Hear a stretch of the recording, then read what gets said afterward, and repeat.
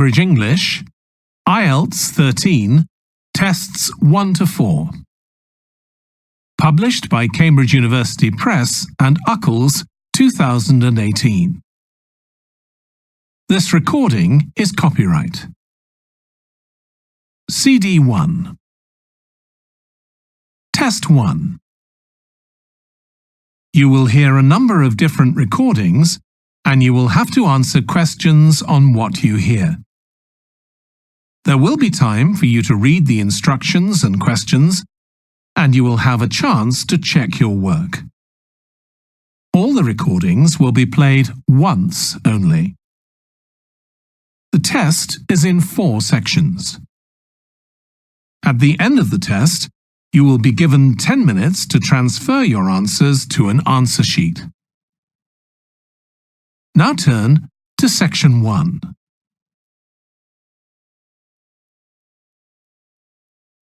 Section 1. You will hear a telephone conversation between a woman who wants to attend a cookery class and an official at a tourist information centre. First, you have some time to look at questions 1 to 6.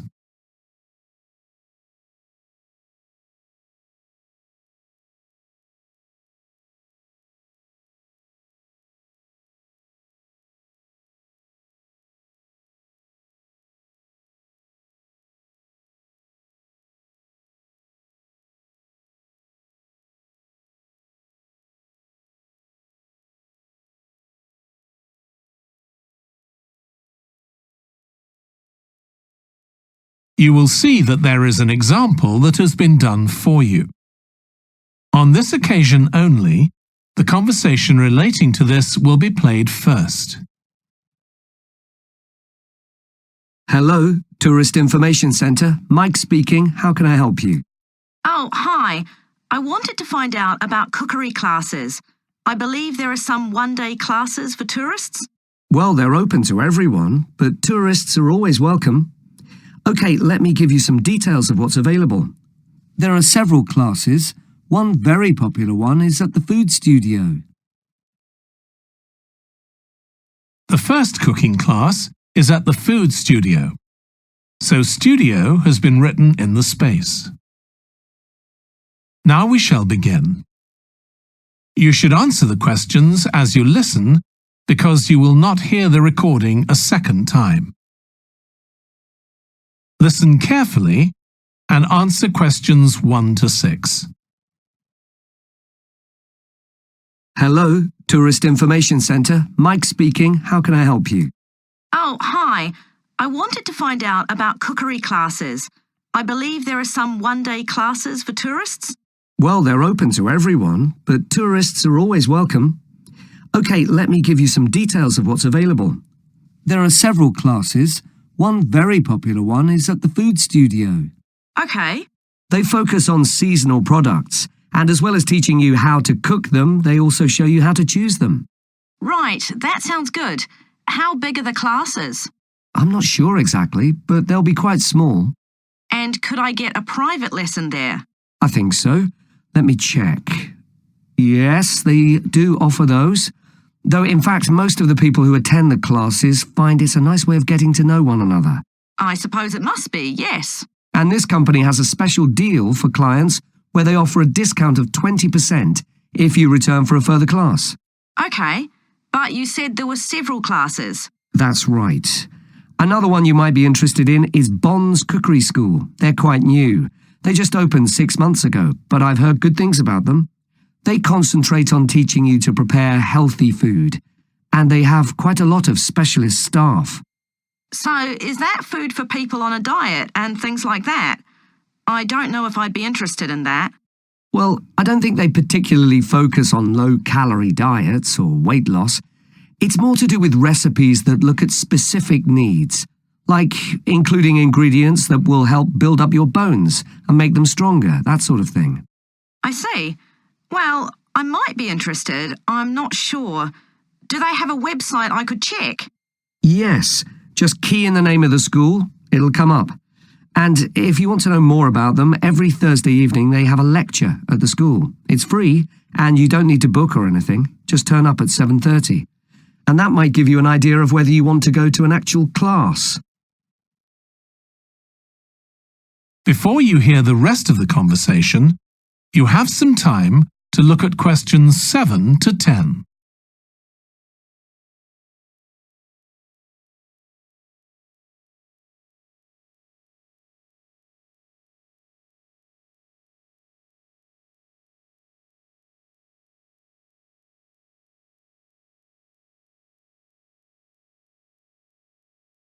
Now listen and answer questions 7 to 10.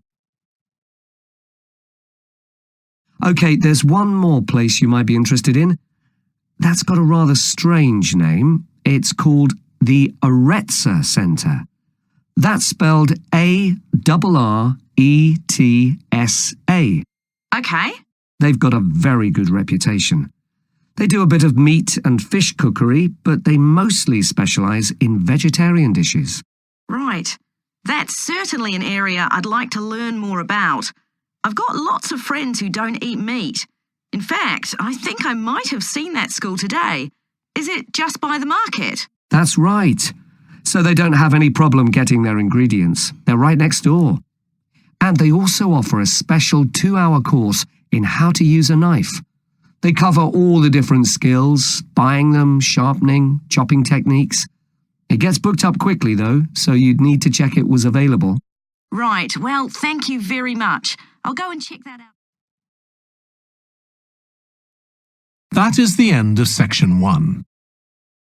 You now have half a minute to check your answers.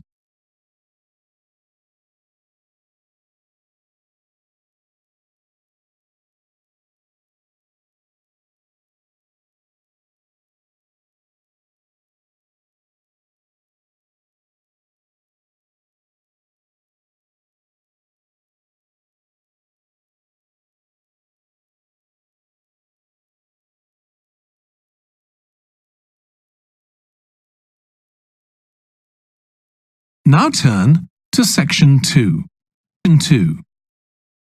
You will hear the chairman of the Highways Committee of Granford speaking to members of the public about proposed changes to traffic and parking in the area. First, you have some time to look at questions 11 to 13.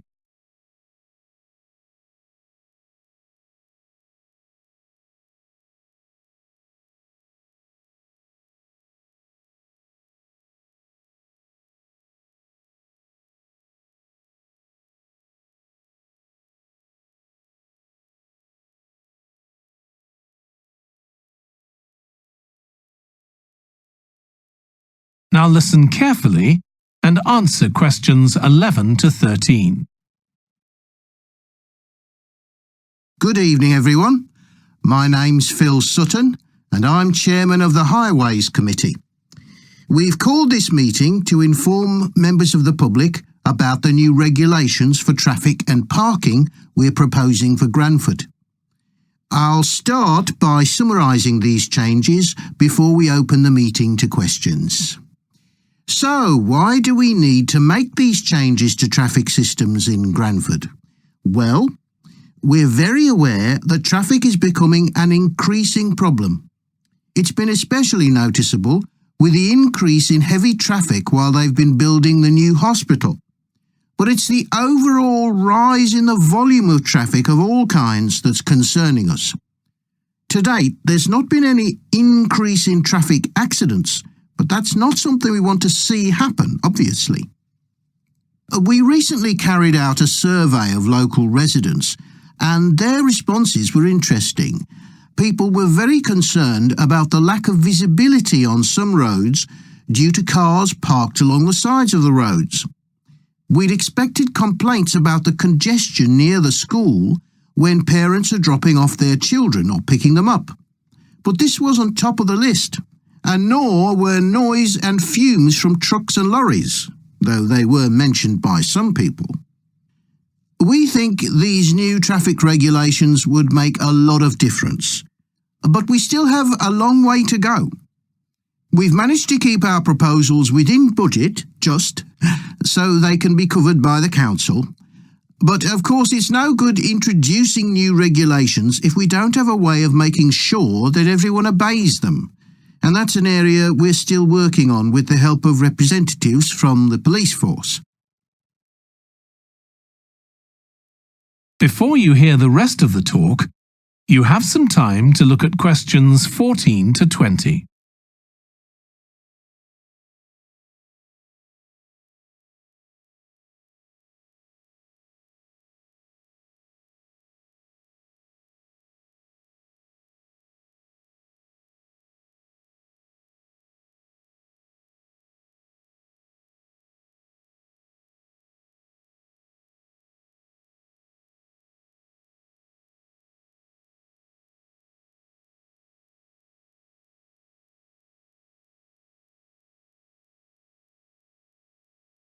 Now listen and answer questions 14 to 20. OK, so this slide shows a map of the central area of Granford with the High Street in the middle and School Road on the right. Now, we already have a set of traffic lights in the High Street at the junction with Station Road, but we're planning to have another set at the other end at the School Road junction to regulate the flow of traffic along the High Street. We've decided we definitely need a pedestrian crossing. We considered putting this on School Road just outside the school, but in the end we decided that could lead to a lot of traffic congestion. So we decided to locate it on the High Street, crossing the road in front of the supermarket. That's a very busy area, so it should help things there. We're proposing some changes to parking. At present, parking isn't allowed on the High Street outside the library, but we're going to change that and allow parking there, but not at the other end of the High Street near School Road. There'll be a new no parking sign on School Road just by the entrance to the school, forbidding parking for 25 metres. This should improve visibility for drivers and pedestrians, especially on the bend just to the north of the school. As far as disabled drivers are concerned, at present they have parking outside the supermarket, but lorries also use those spaces, so we've got 2 new disabled parking spaces on the side road up towards the bank. It's not ideal, but probably better than the present arrangement. We also plan to widen the pavement on School Road. We think we can manage to get an extra half metre on the bend just before you get to the school, on the same side of the road. Finally, we've introduced new restrictions on loading and unloading for the supermarket, so lorries will only be allowed to stop there before 8 a.m. That's the supermarket on School Road. We kept to the existing arrangements with the High Street supermarket. OK, so that's about it. Now,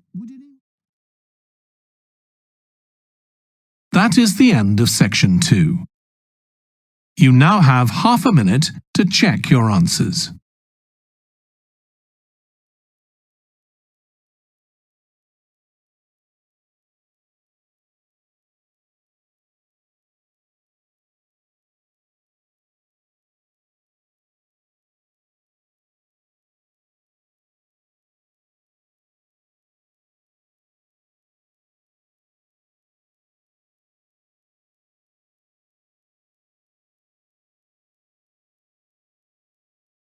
Now turn to section 3.3. You will hear 2 biology students called Emma and Jack discussing an experiment they are going to do together. First, you have some time to look at questions 21 to 25.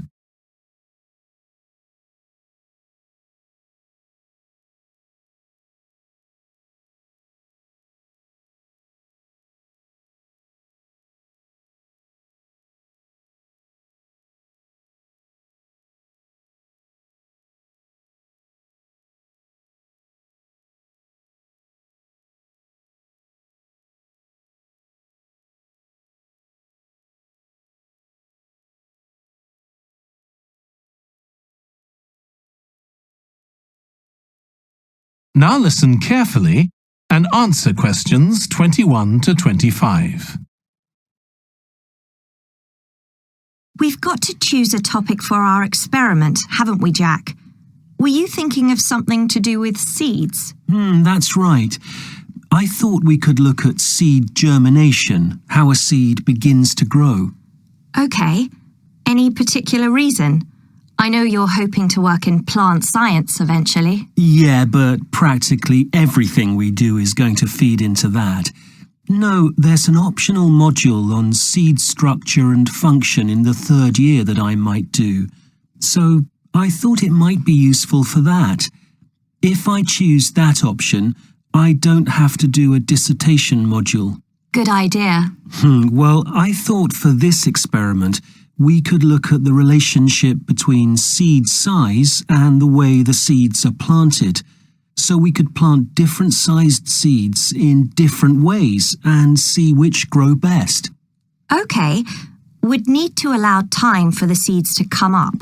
That should be fine if we start now. A lot of the other possible experiments need quite a bit longer. So that'd make it a good one to choose. And I don't suppose it'd need much equipment. We're not doing chemical analysis or anything. Though that's not really an issue. We've got plenty of equipment in the laboratory. Yeah, we need to have a word with the tutor if we're going to go ahead with it, though. I'm sure our aim's okay. It's not very ambitious, but the assignment's only 10% of our final mark, isn't it? But we need to be sure we're the only ones doing it. Yeah, it's only 5% actually, but it'd be a bit boring if everyone was doing it. Did you read that book on seed germination on our reading list? The one by Graves? I looked through it for my last experiment, though it wasn't all that relevant there. It would be for this experiment, though. I found it quite hard to follow. Lots about the theory, which I hadn't expected. Yes, I'd been hoping for something more practical. It does include references to the recent findings on genetically modified seeds, though. Yes, that was interesting. I read an article about seed germination by Lee Hall. About seeds that lie in the ground for ages and only germinate after a fire. That's the one. I knew a bit about it already, but not about this research. His analysis of figures comparing the times of the fires and the proportion of seeds that germinated was done in a lot of detail. Very impressive. Was that the article with the illustrations of early stages of plant development? They were very clear. I think those diagrams were in another article. The rest of the discussion, you have some time to look at questions 26 to 30.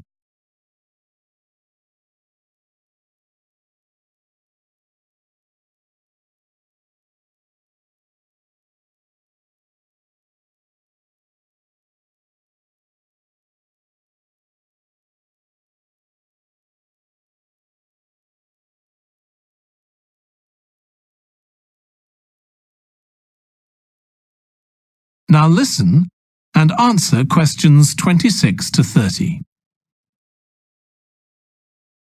Anyway, shall we have a look at the procedure for our experiment? We'll need to get going with it quite soon. Right. So the first thing we have to do is find our seeds. I think vegetable seeds would be best, and obviously they mustn't all be the same size. So how many sorts do we need? About 4 different ones? I think that would be enough. There'll be quite a large number of seeds for each one. Then for each seed, we need to find out how much it weighs and also measure its dimensions. And we need to keep a careful record of all that. That'll be quite time-consuming. And we also need to decide how deep we're going to plant the seeds. Right on the surface, a few millimeters down, or several centimeters. Okay, so then we get planting. Do you think we can plant several seeds together in the same plant pot? No, I think we need a different one for each seed. Right. And we'll need to label them. We can use different coloured labels. Then we wait for the seeds to germinate. I reckon that'll be about 3 weeks, depending on what the weather's like. Then we see if our plants have come up and write down how tall they've grown. Then all we have to do is look at our numbers and see if there's any relation between them. That's right. So then we get... That is the end of section 3. You now have half a minute to check your answers.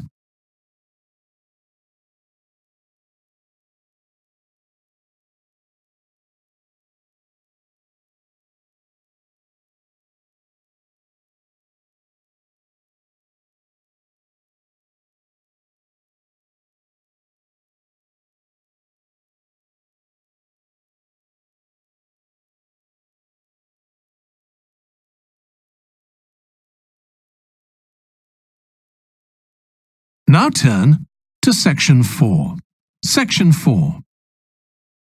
You will hear part of a lecture on an environmental studies course about recent research on how animals are adapting to urban environments.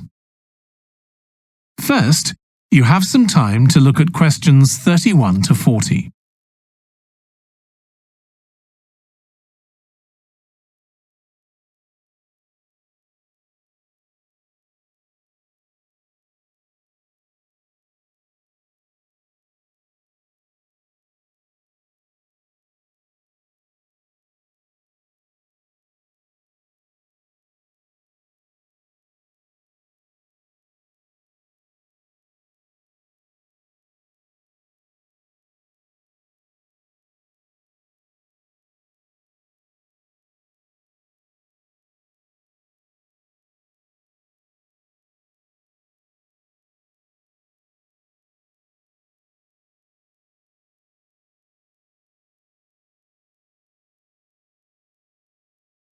Now listen carefully and answer questions 31 to 40.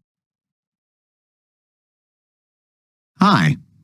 Today we're going to be looking at animals in urban environments, and I'm going to be telling you about some research on how they're affected by these environments. Now, in evolutionary terms, urban environments represent huge upheavals, the sorts of massive changes that usually happen over millions of years. And we used to think that only a few species could adapt to this new environment. One species which is well known as being highly adaptable is the crow, and there have been various studies about how they manage to learn new skills. Another successful species is the pigeon, because they're able to perch on ledges on the walls of city buildings, just like they once perched on cliffs by the sea. But in fact, we're now finding that these early immigrants were just the start of a more general movement of animals into cities, and of adaptation by these animals to city life. And one thing that researchers are finding especially interesting is the speed with which they're doing this. We're not talking about gradual evolution here. These animals are changing fast. Let me tell you about some of the studies that have been carried out in this area. So, in the University of Minnesota, a biologist called Emily Snellrud and her colleagues looked at specimens of urbanized small mammals such as mice and gophers that had been collected in Minnesota and that are now kept in museums there. And she looked at specimens that had been collected over the last 100 years, which is a very short time in evolutionary terms. And she found that during that time, these small mammals had experienced a jump in brain size when compared to rural mammals. Now, we can't be sure this means they're more intelligent, but since the sizes of other parts of the body didn't change, it does suggest that something cognitive was going on. And Snellrud thinks that this change might reflect the cognitive demands of adjusting to city life, having to look in different places to find food, for example, and coping with a whole new set of dangers. Then over in Germany, at the Max Planck Institute, There's another biologist called Katerina Miranda who's done some experiments with blackbirds living in urban and rural areas. And she's been looking not at their anatomy, but at their behavior. So, as you might expect, she's found that the urban blackbirds tend to be quite bold. They're prepared to face up to a lot of threats that would frighten away their country counterparts. But there's one type of situation that does seem to frighten the urban blackbirds, and that's anything new, anything they haven't experienced before. And if you think about it, that's quite sensible for a bird living in the city.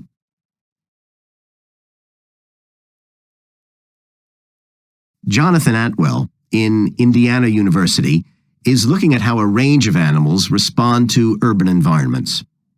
He's found that when they're under stress, their endocrine systems react by reducing the amount of hormones such as corticosterone into their blood. It's a sensible-seeming adaptation. A rat that gets scared every time a subway train rolls past won't be very successful. There's just one more study I'd like to mention, which is by Sarah Parton and her team. And they've been looking at how squirrels communicate in an urban environment, and they've found that a routine part of their communication is carried out by waving their tails. You do also see this in the country, but it's much more prevalent in cities, possibly because it's effective in a noisy environment. So, what are the long-term implications of this? One possibility is that we may see completely new species developing in cities. But on the other hand, it's possible that not all of these adaptations will be permanent. Once the animal's got accustomed to its new environment, it may no longer need the features it's developed. So now we've had a look at adaptation. That is the end of section 4. You now have half a minute to check your answers.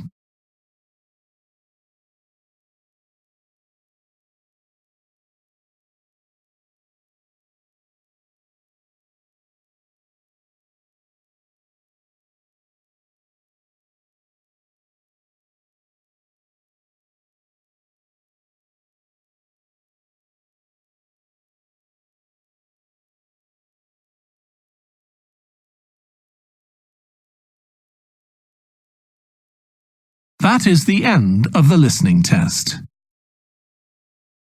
In the IELTS test, you would now have 10 minutes to transfer your answers to the answer sheet.